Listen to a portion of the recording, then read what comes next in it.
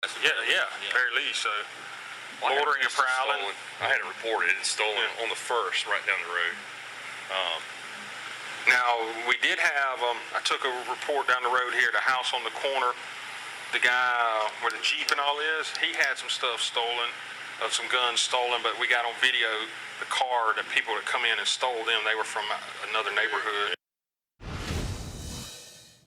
Okay, did you hear that? The owner of the home under construction was saying he never saw him take anything, and the McMichaels there are hearing that from the officer on the body cam. Well, that officer testified today and talked about explaining trespass versus burglary and what has to happen. Take a listen. What did you tell Larry English about how you trespass somebody from a property? Once we make contact with the person on the property, we explain to them that the homeowner, find out who they are, we identify them. The homeowner does not want them there. He has no legal reason to be there. And the property owner, then we put them on, the way I do it is I put them on speaker. If they're not there in person, I put them on speakerphone. And I would say, Mr. English, I'm here with whoever the person is. So you're saying they have no right to be here and you don't want them here on the property. And he would say that so they could be heard. And we would document it in our computer system. So if that person was ever back on the property, and I explained to that person, if you ever come back on this property for any reason whatsoever, uninvited, you will automatically be arrested for trespassing. Okay. And you told that to Mr. English, that that was your standard procedure? Yes. Okay.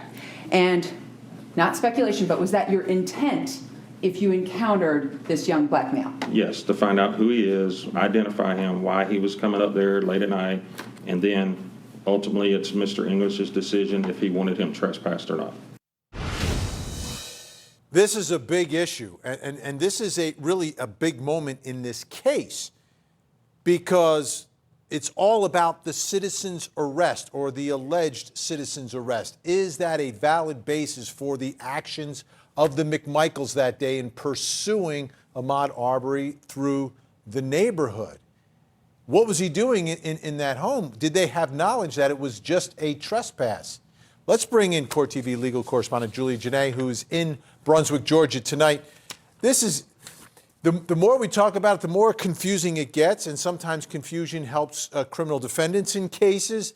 But exactly where are we on this issue of citizen's arrest based upon what we heard today and what this jury has heard so far and what the defense is doing? Vinny, the requirement under the Georgia statute for citizen's arrest, which is now repealed, but was in effect when that video that we just played was shown and on the day that Ahmaud Arbery was killed, it requires that the person who is trying to carry out the citizen's arrest have immediate knowledge or see it in their presence, this felony that's being committed. So what we have here on February 11th into the 12th in the wee hours of the morning of 2020, this is before Ahmaud Arbery encounters the McMichaels in that chase. So this is back just 12 days before, and it's so similar, the more I watch this video, of what's going on outside in the neighborhood. They are talking to police the way they were on the day that this incident happened, the shooting incident. You hear Gregory McMichael really taking charge of telling police what happened, even though it was his son who initially saw Ahmaud Arbery. And you even hear Gregory McMichael using the same words, saying, quote, he was hauling ass. That's something that he used to describe Ahmaud Arbery going into this house that night on February 11th. And then he used it again when he's telling police why he decided to chase Arbery on February 23rd, 2020. So a lot of things that the defense used as far as the cross-examination of this witness, Officer Rash, to show that this was their knowledge. They understood that this was someone who was committing a crime, but the prosecution hammering home today that this officer told them that he was not guilty of a felony at that point. There was no burglary because nothing was stolen that they could find. Okay, so where is it left now? So it's left with the McMichaels on the 11th, because from my perspective, this is a key day. Was the defense able to, through cross-examination or any other way, establish that there was a felony, or that the McMichaels at that night with the interaction with police were left thinking that there was somehow, some way, a felony taking place through the actions of Ahmaud Arbery that night or any other night? What they were able to establish is that the McMichaels were aware that there were items that were stolen. Items that we learned today is a microphone system, a satellite system, and a Yeti cooler, but that it was not the officer who told them that Arbery may have been the one who stole them. Really, the defense, the way that they tried to establish the fact that this is still a possibility that their clients had the state of mind of there being a felony underway, is that there was no conclusion. This was still an outstanding investigation. The police still wanted to know who stole the items. They didn't see Arbery do it, but they also didn't see anyone else who went into that house do it. And Officer Rash did say that it was his understanding that these items were stolen from a boat on that property during this time period that you're seeing people going in and out on surveillance video. Okay, I want to bring in our think tank tonight, get a little reaction on this issue. I think it's an important issue. Joining us tonight, folks, we've got former senior homicide prosecutor Bernarda Villalona joining us in New York. In Cleveland, Ohio, Ian Friedman, criminal defense attorney, and of course, a deputy public defender for LA County out in LA, Philip Dubé is with us. Great to see everyone. Thank you for joining us. Bernarda, I'm not getting a clear picture when it comes to the citizen's arrest and what the McMichaels knew, what they should have known. Where are you on all this right now as we sit? I can tell you what is clear. When it comes to William Roddy Bryan, there's definitely no citizen's arrest in regards to his actions, because you haven't heard anything about him saying that he believed that Ahmaud Arbery had committed a crime, committed a felony, or any information about him in the past. So he's not going to be able to avail himself of citizen's arrest, and he has to focus as to self-defense, which I believe wasn't made out today. Regarding the McMichaels, regardless, with the citizen's arrest, it is clear that on that date, neither of the McMichaels observed Ahmaud Arbery committing any crime. Because you heard from the testimony what Dad saw when he lifted his head up from doing the upholstery of the boat equipment or boat cushion, that all he saw was Ahmaud Arbery hauling ass running. And we know that his son was inside of the home. So neither of them saw him committing a crime.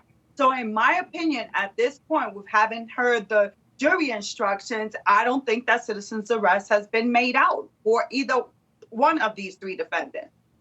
Ian Friedman, your thoughts, because this is a significant issue for the defense. They have to be able to establish some level of a lawful attempted citizen's arrest. Otherwise, they're going down for felony murder. Yeah, so we've all obviously been in trials, and we all know that you have good days and bad days. And today was a good day for the state, not so good for the defendants. Because here you have hard evidence that the jury's going to take back in that room. And they're going to say, well, wait a second. These guys, they knew earlier on that, there wasn't any felony here. Or if there was, that it couldn't have been, was not attributed to Ahmaud. So it really is a tough day. What it's done is it has made sure that there's going to be a debate back in that jury room during the deliberation. But I would say that at this moment, if the trial were to end today, all right, if it were to end today, the defense has a very big problem making out the citizen's arrest. I mean, clearly they didn't see it, and they even had a discussion about it, which backs it up. So the deck is getting stacked against them daily. But again, let's see what happens to the rest of this trial. It's just not looking good for them at this moment. Philip Dubé, what I'm seeing from this body cam footage, from the statements that are made afterwards, is that the McMichaels have this whole thing going on in their head. It's just in their heads, right? Somebody's on video. I had that gun stolen from my truck. Shouldn't have left it in the truck, by the way. And has to be the same person, and they're putting this together. But is that going to be enough to establish probable cause for a citizen's arrest? It just seems like they are jumping to conclusions in their own minds. No. You know what they have at most? They have a misguided hunch.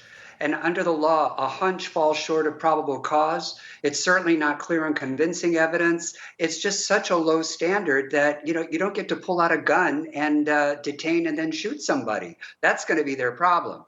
Now, I will say, to be fair to Mr. Bryan, that if he truly believed that all he was doing was detaining somebody, I don't think he should be held liable for a felony murder. I think merely being somebody in a car filming what's going on doesn't make him an aider and abettor to the underlying felony to hold him liable for the homicide, for the malice murder. I think that would be wholly unfair. And I think jurors would have a hard time convicting him as well because, listen, they want to get the actual shooter. They want to get the people who had the actual intent to kill as opposed to somebody who just happened to be present. I want to bring back in Julie Janae right now because I want to talk about, and it was mentioned, the guns that were drawn. The officer that night who responded on the 11th drew his weapon, didn't he? And that became an issue today.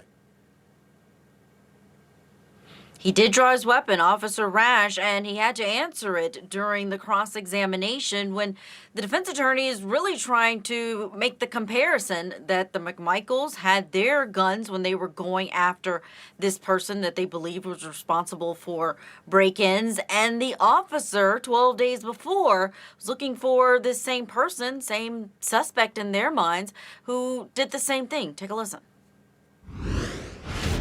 They've been watching. They said unless he's jumped the fence and went over somewhere, they don't know if he hasn't went on the road. So we just need to check everything.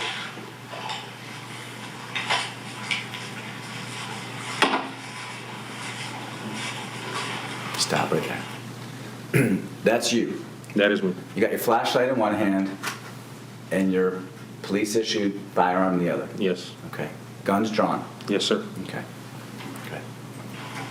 The county police, everybody in here? Let me stop for a second. You got your gun drawn, but it's a burglary or trespassing. It's a property crime. So why is your gun drawn? I believe at that point then that we were notified, I guess dispatch had notified us that possibly armed. So it's for your protection. My protection. Not to hurt anybody. It's to protect you. Absolutely. In case somebody jumps down from the rafters we're looking at. Yes, sir. And surprises you. Yes, sir. You need to protect yourself. Yes, sir. You need to protect Officer Sherman. Yes, sir. You need to protect Greg McMichael, Travis McMichael, and Diego Perez because they're in danger too. Possibly. You don't know what's going to happen. I do not. But you don't take any chances. Not at all. You heard Robert Rubin there, the attorney for Travis McMichael, asking about a burglary. That word is one that the prosecution really tried to object to inside of the courtroom, the use of the word intruder or burglar.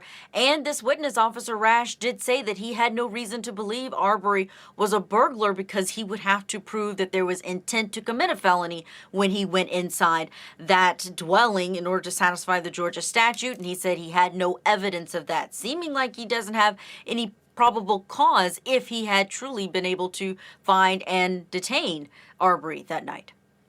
All right, Julie Janae, stick by. When we come back, we're going to talk about Roddy Bryan. Apparently did a ride-along with the Georgia Bureau of Investigation. That officer testified today, and they saw the video. That is next.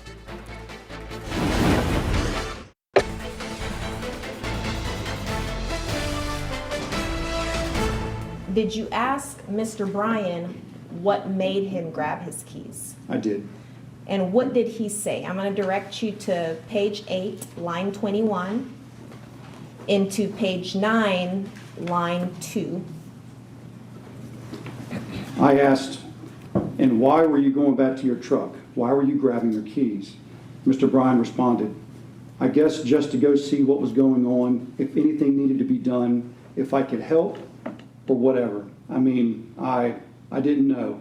I mean, to be honest with you, I don't know what I was doing. Okay. So he said he wanted to know if he could help. That's correct. Roddy Bryan, he's the one who didn't have a gun. He had the cell phone. He recorded what happened to Ahmaud Arbery. But he's facing the same consequences as the other two men. And he's been very cooperative from the beginning. I mean, just speaking, we've seen the body cam before the trial started. We took a look at it.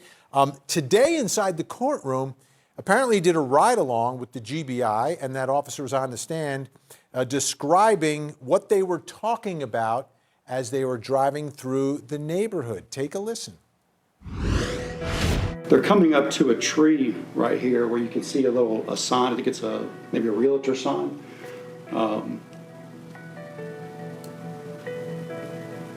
As they're coming up, he's expecting Mr. Arbery to go maybe around the tree, the other direction, but he ends up coming, sorry, not this tree, this next tree. He's coming up, he's thinking Mr. Arbery's going to go to the left of the tree, but Mr. Arbery actually goes to the right of the tree, so they're right there close to each other. We've just passed Holmes Road, and he, at this point, stops, backs up as Mr. Arbery makes the turn down Holmes Road. At this point, Mr. Arbery is ahead, and Mr. Bryan is essentially chasing Mr. Arbery down Holmes Road. Now, during this portion of the actual video on the day of the incident in February, he had dropped the phone. So, or put it on his lap, I think was what it was. So he's telling us what happened here, and he's saying how he went down a little bit farther. And here, if you pause right here, this is where we know that the video where he picked up at because of that driveway. And we're determining like where it was that he stopped at when he actually finally stopped and finished taking the video. If you see the stop sign there, you can see the intersection. That's the intersection of where the incident occurred. Okay, so, I mean, it's obvious that they're talking to each other inside the car, but they didn't play the audio from inside the car during this ride-along reenactment. Let's bring back in Court TV legal correspondent Julie Janae to get some explanation. Exactly why was it shown to the jury this way? Just the video and then the officer testifying or narrating live on the witness stand. This jury was given a transcript, and they had to actually go to the certain places in the transcript that the officer was speaking about. And this likely goes back to what we've run into before, when there's someone who is making statements that could be incriminating to one of the other co-defendants, then there's the issue of whether or not the others will waive the fact that they won't be able to cross-examine that person. So we didn't hear any of the statements, but we did hear the officer reading some of those statements that were made by William Roddy Bryan, and you had them going through it. And there was more on the stand today from Sechrest that went to that point. Take a listen. Didn't you just tell the jury when the district attorney was playing this reenactment? Didn't you just tell this jury, as you pull the truck in where the driveway is in the ditch, didn't you just show them on the video him angling and say that he did that? You just didn't use the word. Yes, sir. He said that he did that during the reenactment video with me, but the wording was different than his explanation when he was interviewed by the Glenn County Police Department. But based on your video, whether he used the same words or not, he conveyed the same meaning. He conveyed the same meaning with different intent. You know what's in Mr. Bryan's mind? I don't know what's in his mind, but the use of the English language and the words can give some insight into a person's intent. Are you trying to speculate as to what was in Mr. Bryan's mind? I'm not speculating in what is in his mind. I guess I would be explaining what the meaning that I took to those words and what I would say is a general meaning to those words.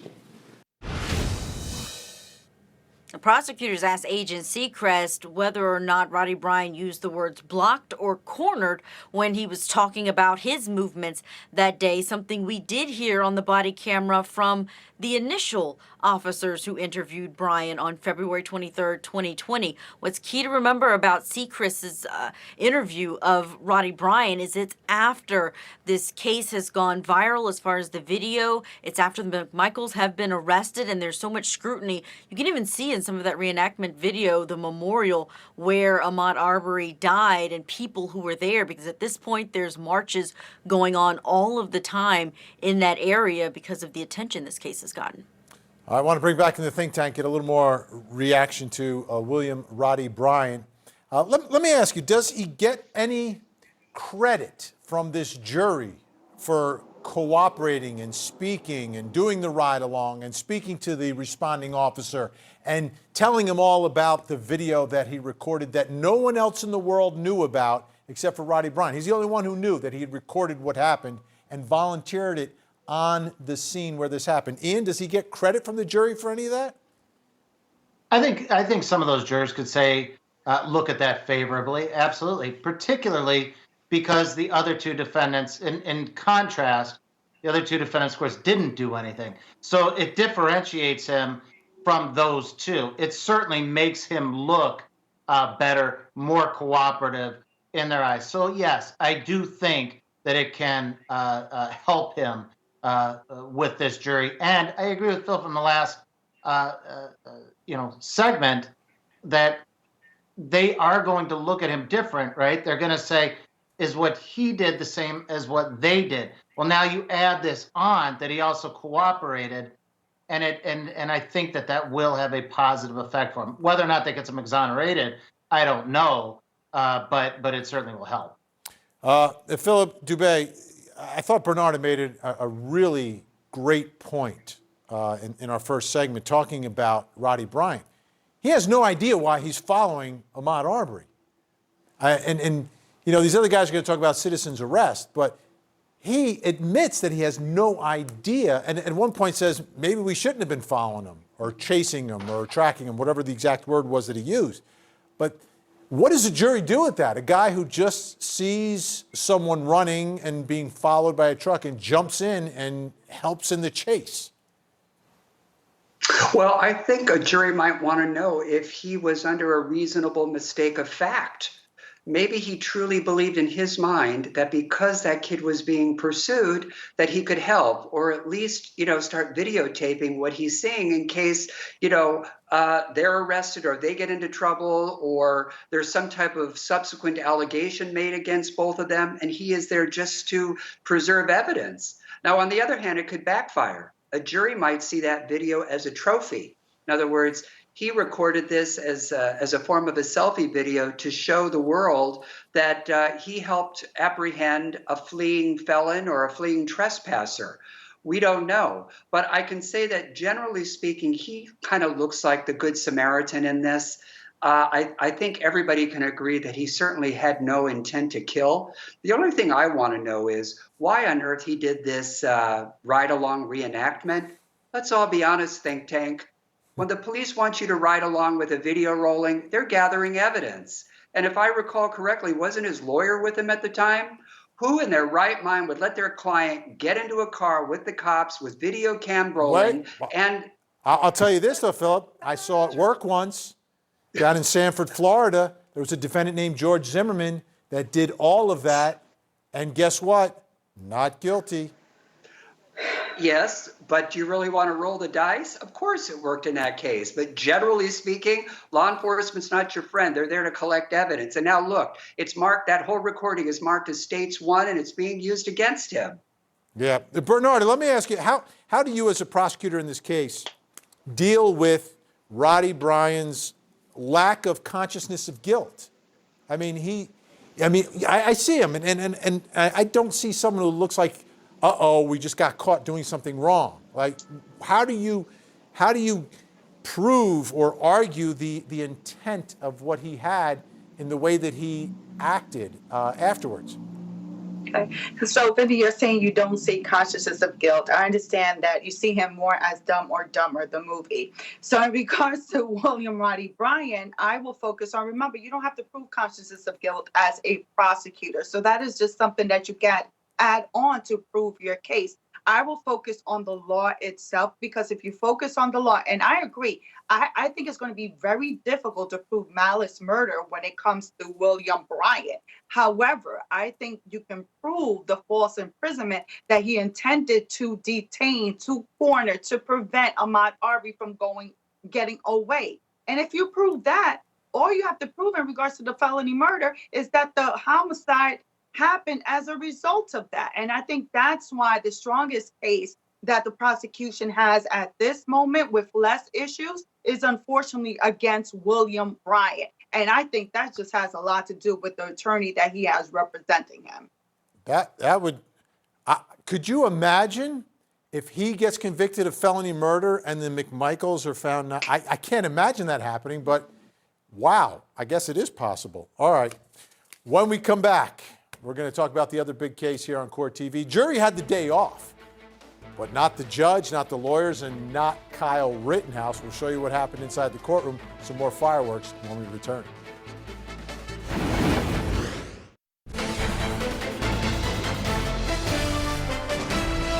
Okay, so the Kyle Rittenhouse case, closing arguments are on Monday. So the attorneys and the judge and the defendant all were inside the courtroom today.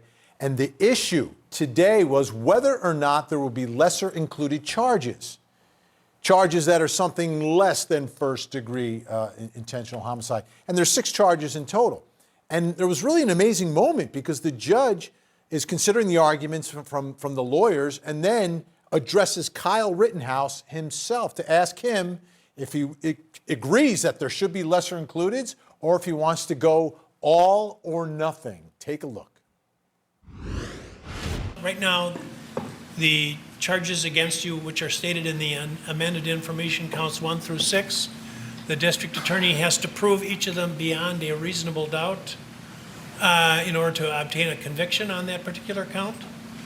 And there's something called lesser included offenses, and I'm sure your lawyers have discussed it with you, but I want to make sure that you understand it, and I'm required to do that.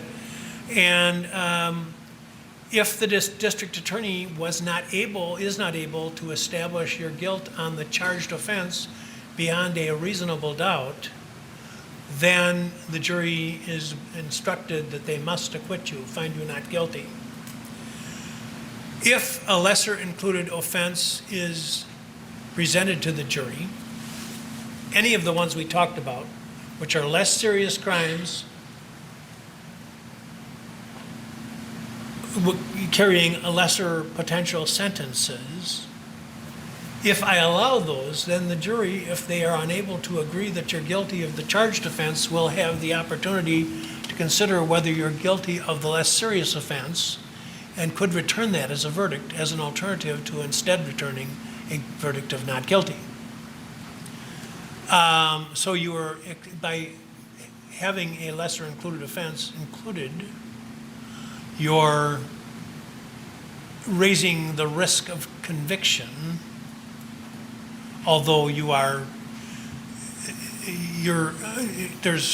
avoiding the possibility that the jury will end up compromising on the more serious crime, and you're also decreasing the risk that you'll end up with a second trial because the jury is unable to agree.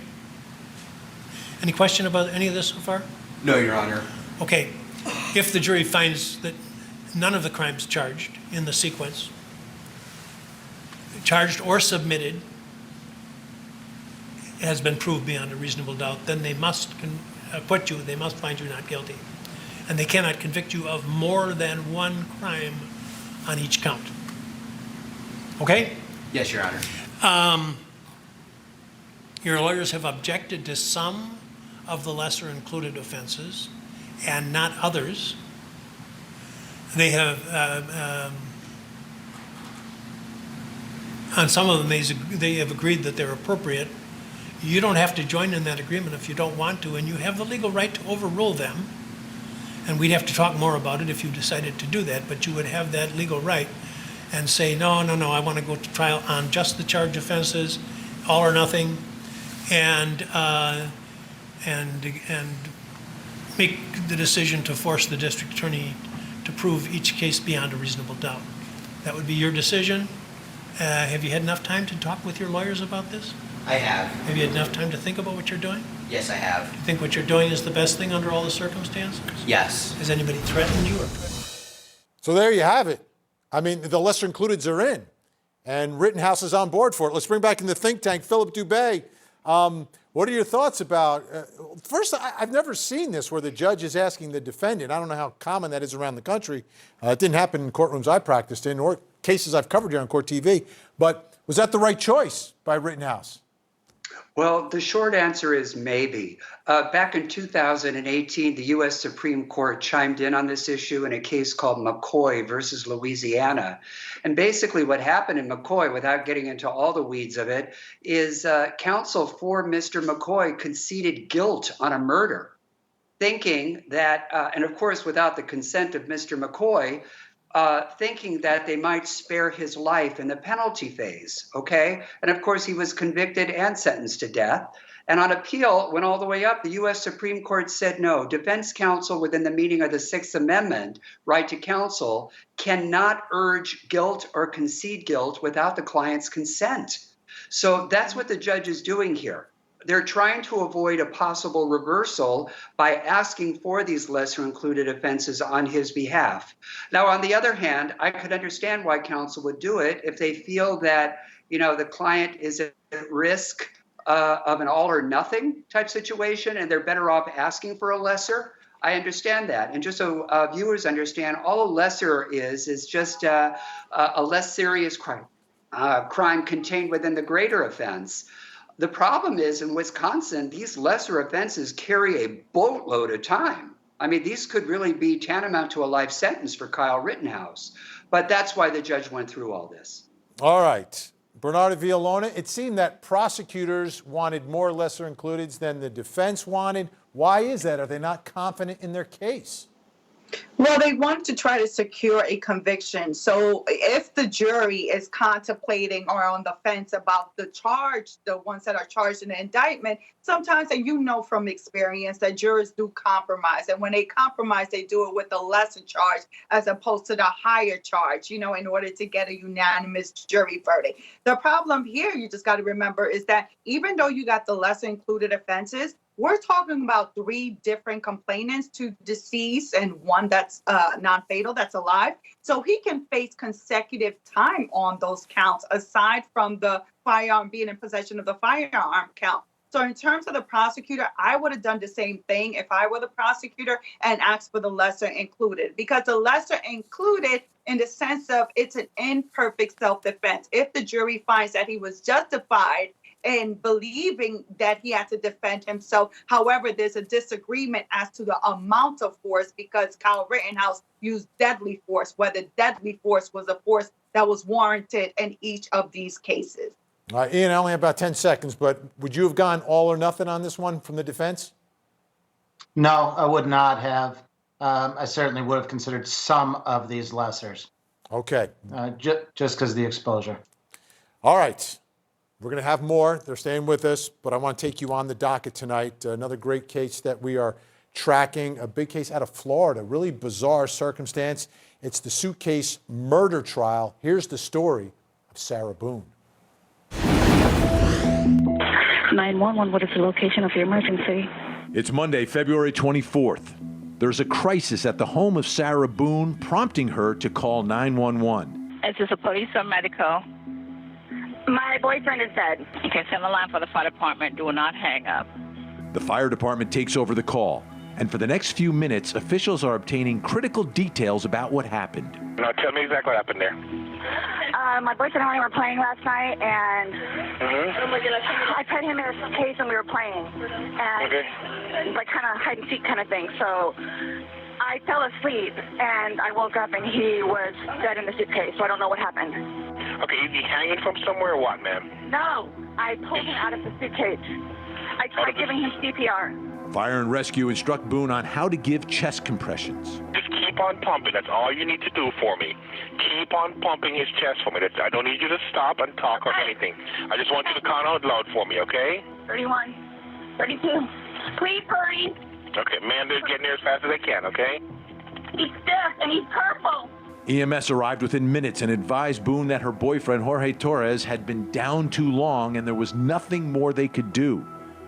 Boone explained she and Torres were drinking the night before and thought it would be funny if he got inside of a suitcase for a game of hide and seek.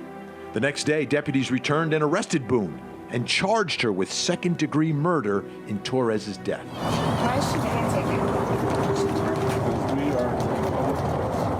Boone's story about a childhood game gone awry unraveled when investigators say they found video on her cell phone showing Boone taunting and laughing at Torres while he was struggling to get out of the suitcase. Police say he was yelling he couldn't breathe and asking Boone for help. According to police, Boone was captured on video saying, "That's what I feel like when you cheat on me." When confronted with the video, officers say she told them she didn't remember those moments. But to investigators, those moments add up to motive for second-degree murder. All right, folks, check it out. Pretrial hearing November 30th and a trial date December 13th of this year. Florida versus Sarah Boone, the suitcase murder trial, on your front row seat to justice. When we come back, a big moment today when it comes to a piece of evidence that prosecutors believe proves that Kyle Rittenhouse was the aggressor in the attack on Joseph Rosenbaum. We'll show it to you next.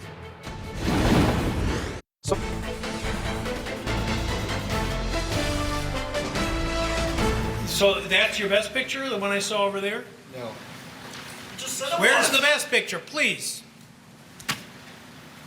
We'll show it to the finder of fact. You're asking me to give an instruction. I want to see the best picture. Whoo! I'm going to show you the best. So the best picture of Kyle Rittenhouse pointing his rifle at Joshua Zeminski and his bride in the parking lot that provokes Joseph Rosenbaum to chase him, okay? This is the smoking gun, the big piece of evidence for prosecutors that they say definitively proves that Rittenhouse is, in fact, the provoker of the situation. There it is, folks. Ian Friedman, take a look at that. Is that a smoking gun or is that a smoking gun for prosecutors? I'd love to say that it's a smoking gun, but I can't. Or is it ridiculous? Exactly so. Exactly. So, yeah, if that's the smoking gun. Keep it up. Keep it up. Let the people at home see it. Keep it up. This is it. This is the big piece of evidence, Ian. What would you say about this during the closing argument if you were representing Rittenhouse? I would say, ladies and gentlemen of the jury, this is their smoking gun. Take a look at that, and what does that say to you? Because it sure as heck doesn't say anything to me. That's it. There's nothing to say. I think it speaks for itself there. Bernardo Villalona, it looks like an ink block test to me. You show it to 4 different people, they could see whatever they want to see. I can't even tell if there's people there.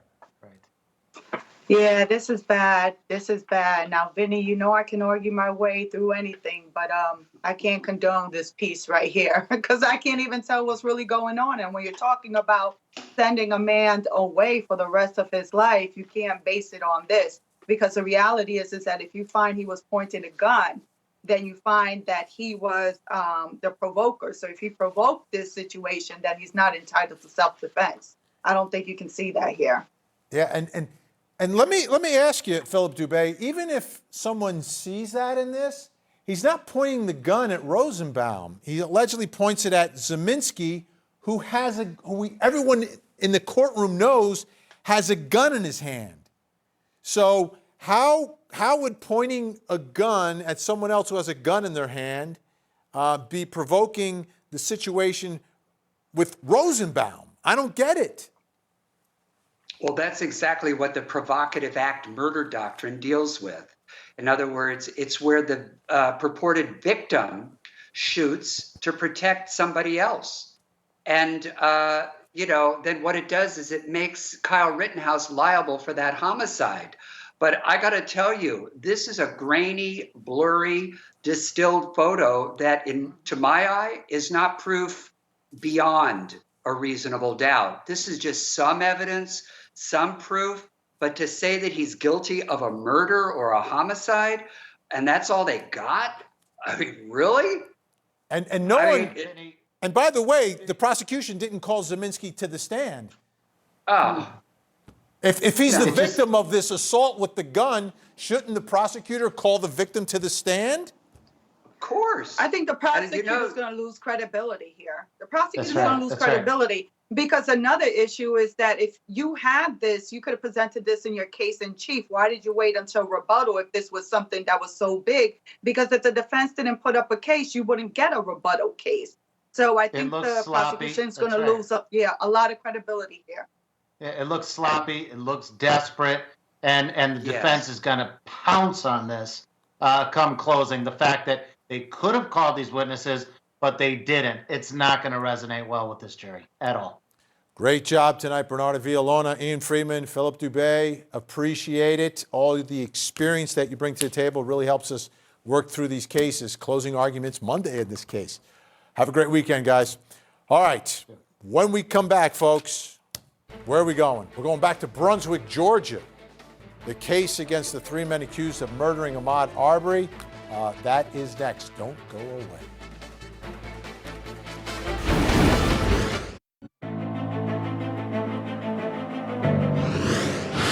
Big news in 2 trials today on your front row seat to justice. Court TV cameras capturing all of it. First, in Brunswick, Georgia, day 6 of the shooting death of Ahmaud Arbery murder trial. And today, the jury saw video of a reenactment ride-along with defendant Roddy Bryan explaining to investigators what happened. He gets ahead of Mr.